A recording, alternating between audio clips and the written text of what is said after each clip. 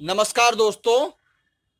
सभी कोई अपने जीवन में एक बेहतरीन प्रयास को सार्थक करने की कोशिश करता है।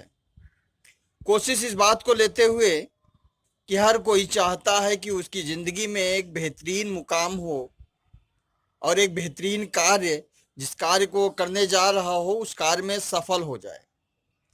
लेकिन अनिश्चितताओं के फलस्वरूप कुछ ऐसी विडंबनाएं भी आ जाती हैं, कुछ ऐसी स्थितियां भी आ जाती हैं कि हम अपने मार्ग से विमुख ना होते हुए भी असफल से हो जाते हैं। ऐसा क्यों होता है? आज हम उसी बात को लेते हुए आपके सामने एक ऐसी कहानी को रख रहे हैं जिसे मेरे द्वारा स्वयं बनाया गया है। बहुत बड़ा लेखक नहीं हूँ, बहुत बड़ा कहानीकार नहीं हूँ, बहुत बड़ा गायक नहीं हूँ, लेकिन इसके बावजूद एक छोटी सी कहानी का निर्माण मेरे द्वारा किया गया है।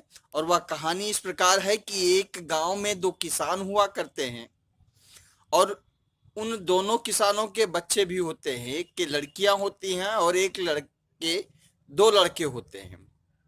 तो जिस किसान के दो बेटे होते हैं, उन दोनों में से जो बड़ा बेटा होता है उसका नाम रघु होता है और छोटा बेटा होता है रामू। रघु बहुत ही मेहनती और होशियार, ईमानदार और मेहनतकश व्यक्ति है, जो कि अपने पिता के साथ हर कार्य में खेती करते हुए परिवार को अच्छे से पालन पोषण करने का कार्य करता है। साथ ही वह लोगों का सबका प्रिय भी बना हुआ है। यह बहुत अच्छी बात है उस रघु की।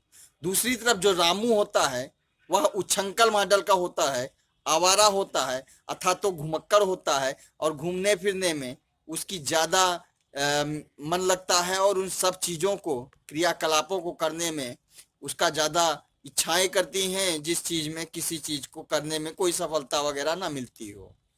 लेकिन उसकी एक खास बात ये भी होती है कि वह जहाँ भी खड़ा होता है ना, बहुत ही उस कार्य में एकदम घुस सा जाता है और निपुणता के साथ उस उद्दंडता को इतनी बेहतरीन तरीके से करता है कि सभी लोग गांव के उससे परेशान हो जाते हैं और चाहते हैं कि ये किसी तरीके से यहाँ से चला जाए।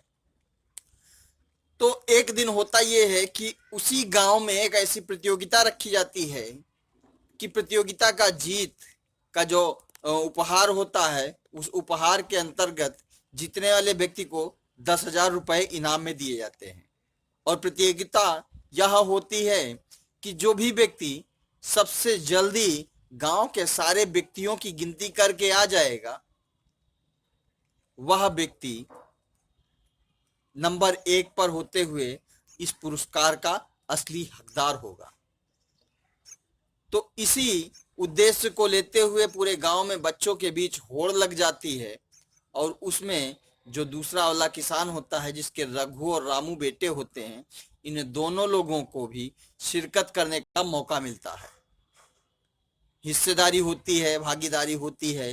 गांव में सभी लोग तैयार होते हैं, बिगुल बजता है और 1 घंटे के बाद सबसे पहले वही शख्स आता है जो सबसे ज्यादा उद्दंड होता है, और वह होता है रामू। अब आप सोचेंगे कि जो सबसे ज्यादा उद्दंड है वह इतनी जल्दी कैसे काउंट कर लेता है, और जीत का हकदार उसी को घोषित किया जाता है जब सारे बच्चे इकट्ठा होकर एक ही गिनती को काउंट करते हैं और पता लगाया जाता है। तो जिसकी गिनती सबसे पहले आती है और सबसे सही होती है वह होता है रामू, और रामू को जीत का पुरस्कार दिया भी जाता है। और इस पुरस्कार को पाने के बाद उसका पिता बहुत ही खुश होता है, और खुश क्यों ना भी हो, क्योंकि उसने पुरस्कार पाया।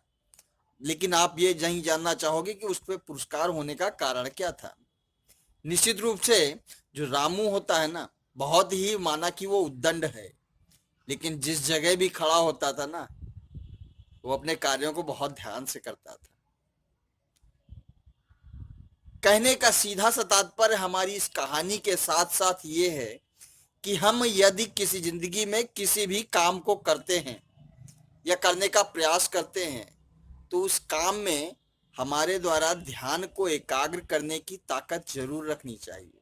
क्योंकि जिस दिन भी हम अपने अंदर, अपने भीतर ध्यान को एकाग्र करने की ताकत को मजबूत कर लेंगे ना, यकीन मानो दोस्तों, जीत के असली हकदार तो आप ही होगे और कोई हो ही नहीं सकता है। इस बात को हमेशा अपने दिल में नोटेट रखो, अपने दिमाग में बिठा लो कि जिस काम को करने में आपका ध्यान एकाग्र हो, निश्चित रूप से उसी काम में आपकी सफलता है। और यही राज है। यदि आपको हमारी कहानी के साथ हमारा मोटिवेशन अच्छा लगा हो, प्लीज दोस्तों के साथ शेयर करके हमारी वीडियो को आगे बढ़ावें और अपने समाज को एक नया मुकाम हासिल करने का अवसर भी दें। आने वाली वीडियो के लिए वंदे मातरम।